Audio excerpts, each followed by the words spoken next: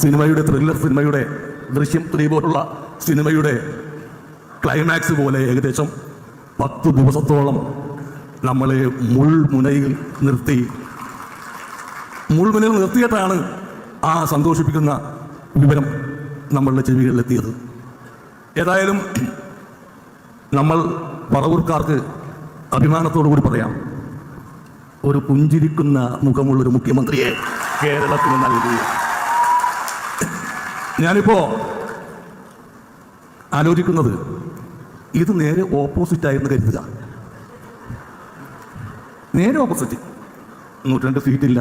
കഴിഞ്ഞ വർഷത്തെ പോലെ സീറ്റുകൾ വന്നാൽ സതീഷ് ചേട്ടൻ്റെ അവസ്ഥ എന്തായിരുന്നേ ഒന്ന് ആലോചിച്ച് നോക്കുക. അപ്പൊ അത്രയും റിസ്ക് എടുത്തിട്ട് എൻ്റെ ഭാവി പോലും കണക്കാക്കാതെ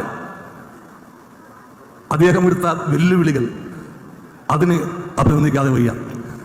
ഞാൻ ഒരുപാട് സ്ഥലത്ത് ഞാനും പറഞ്ഞിട്ടുണ്ട് 100 സീറ്റ് ഇടുന്നു എല്ലാ പതക്ക സ്ഥലങ്ങളിലും പറഞ്ഞിട്ടുണ്ട്. പക്ഷെ അതെല്ലാം വി ഡി സതീശൻ എന്ന നേതാവിൻ്റെ ഒരു ചങ്കൂറ്റം ഉണ്ടായിരുന്നു. മനോരമയിൽ പത്രത്തിൽ തന്നെ വിളിച്ചിട്ട് പറഞ്ഞു, ഇങ്ങനെ വി ഡി സതീശനാണ് മുഖ്യമന്ത്രി സ്ഥാനത്തേക്ക് വരുന്നതെന്ന് കേൾക്കുന്നുണ്ട്.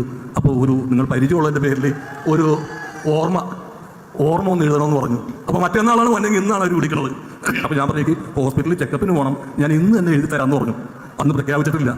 അപ്പോൾ പറഞ്ഞു ഇന്ന് വേണ്ട, നാളെ മതി. ഞാൻ പറഞ്ഞു നാളെ പറ്റൂല, ഞാൻ ഹോസ്പിറ്റലിൽ പോകണം എനിക്ക്. അങ്ങനെ അന്ന് തന്നെ എഴുതി ഞാനത് അയച്ചു കൊടുത്തു, മനോരമയിലേക്ക് അയച്ചു കൊടുത്തു. അപ്പോൾ അവർ പറഞ്ഞത് പ്രസിദ്ധീകരിക്കാൻ പറ്റുമോ? ഞാൻ പറഞ്ഞു പറ്റും, ഇതെൻ്റെ ചങ്കിൽ നിന്നെടുത്ത വാചകങ്ങളാണ്, അതൊരിക്കലും നിങ്ങൾക്ക് ഫ്രീസറിൽ വെച്ച് നശിപ്പിക്കേണ്ടി വരില്ല. 2 ദിവസം കഴിഞ്ഞ് അപ്പോൾ അവർ പറഞ്ഞു എന്തായാലും വന്നാലും വന്നില്ലെങ്കിലും ആ ക്യാപ്ഷൻ നന്നായിട്ടുണ്ട്, വനവാസക്കാരൻ്റെ പട്ടാഭിഷേകം.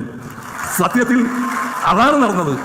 വനവാസത്തിന് പോകാൻ നിന്നവരെ നിർബന്ധിച്ച് പട്ടാഭിഷേകം നടത്തിയ ഒരു പറ്റം ജനതയുടെ സായുജ്യത്തിന്റെ കഥയാണ് ഇപ്പോൾ ഇന്ന് നമ്മൾ കാണുന്ന Shri V D Satheesan. Well begin is half done എന്നാണ് പറയാറ്. നല്ല തുടക്കം പകുതി ചെയ്തതിന് തുല്യമാണ്. അങ്ങനെയെങ്കിൽ നല്ല തുടക്കമായിരുന്നു.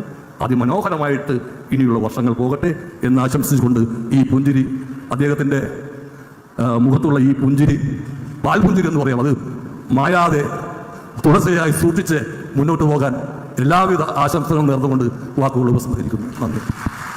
നന്ദി സലിമേട്ട. ആശംസകൾ പറയുന്നതിനായി മുൻ മന്ത്രി എസ് ശർമ്മയെ ക്ഷണിച്ചോളൂ.